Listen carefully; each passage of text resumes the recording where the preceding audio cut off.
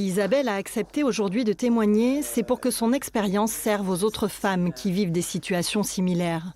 Elle a mis 14 ans avant de mettre des mots sur les violences subies pendant toutes ces années. C'était surtout de la violence psychologique, je vous dis, par ce chaud et ce froid en permanence. De violence verbale, le rabaissement, qui fait que petit à petit on tombe sous son contrôle, sous une emprise. Après vient les excuses, c'est la manipulation, ça s'appelle comme ça. Et on tombe dedans, mais c'est obligé, on a toujours l'espoir et on croit que effectivement il va changer. Et c'est un cycle.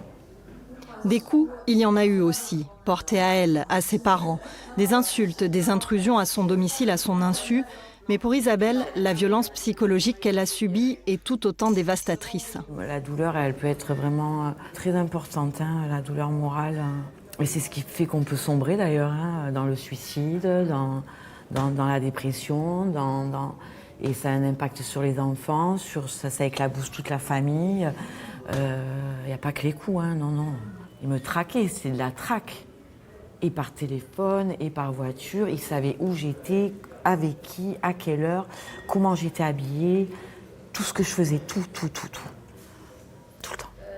Il a fallu beaucoup de courage, de ténacité et de patience à Isabelle pour sortir de cette emprise. Elle le dit elle-même, elle a eu la chance de croiser les bonnes personnes.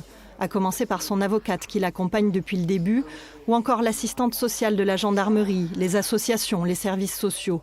Mais que ce parcours fut long, 2 ans entre la première plainte et l'incarcération de son ex-conjoint. Souvenez-vous que lors de ma première plainte, il a été convoqué en gendarmerie 4 mois après. Oui.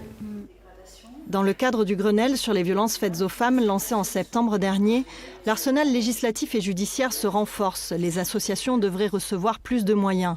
Pour cette avocate, les choses évoluent très vite.